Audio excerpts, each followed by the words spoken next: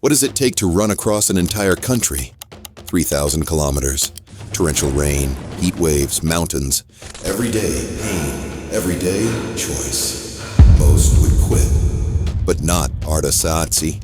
In 2025, this 27-year-old German ultra-athlete took on an unthinkable challenge, running the full length of Japan. And now the world is asking, is this man the new David Goggins?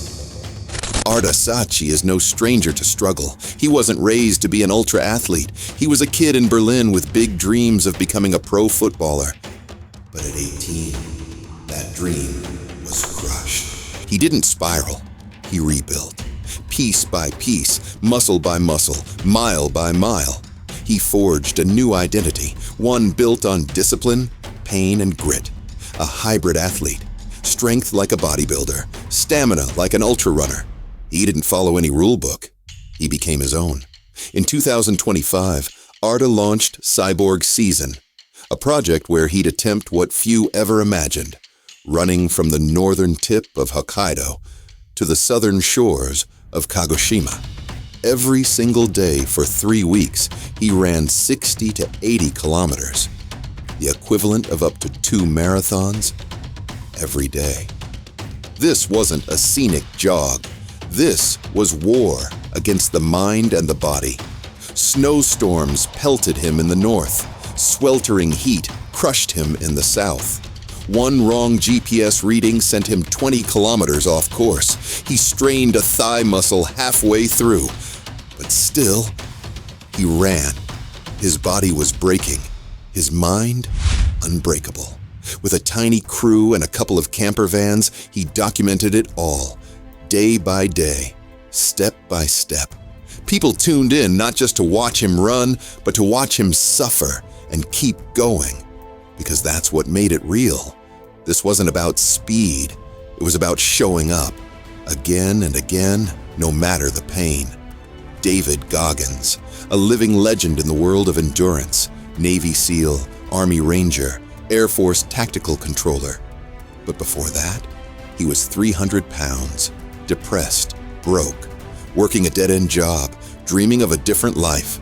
He transformed. He became a warrior.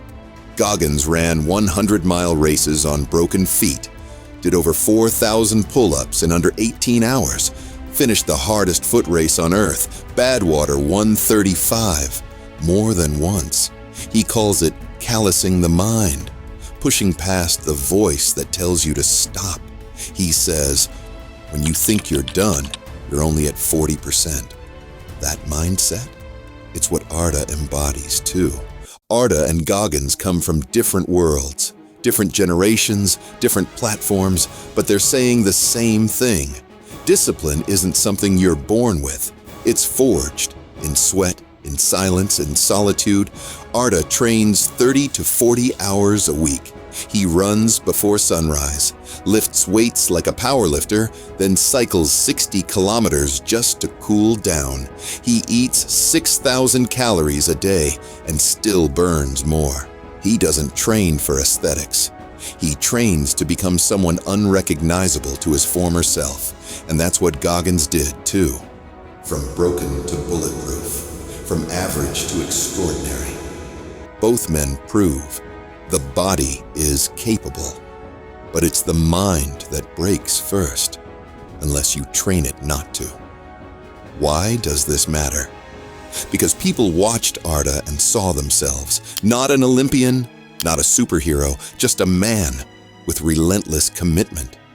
He cried on camera, he limped, he kept going, and that gave others permission to try. Comments poured in.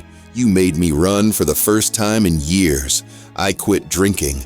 I started training. Because of you, I believe in myself again. That's the true victory. Not the 3,000 kilometers, but the millions of steps that followed by others. Discipline is not talent. Discipline is not luck. Discipline is choosing the hard road when no one is watching. Aarda chose it. Goggins lives it. Now the question is, will you like, subscribe, and start your day one today? today. Thanks for watching.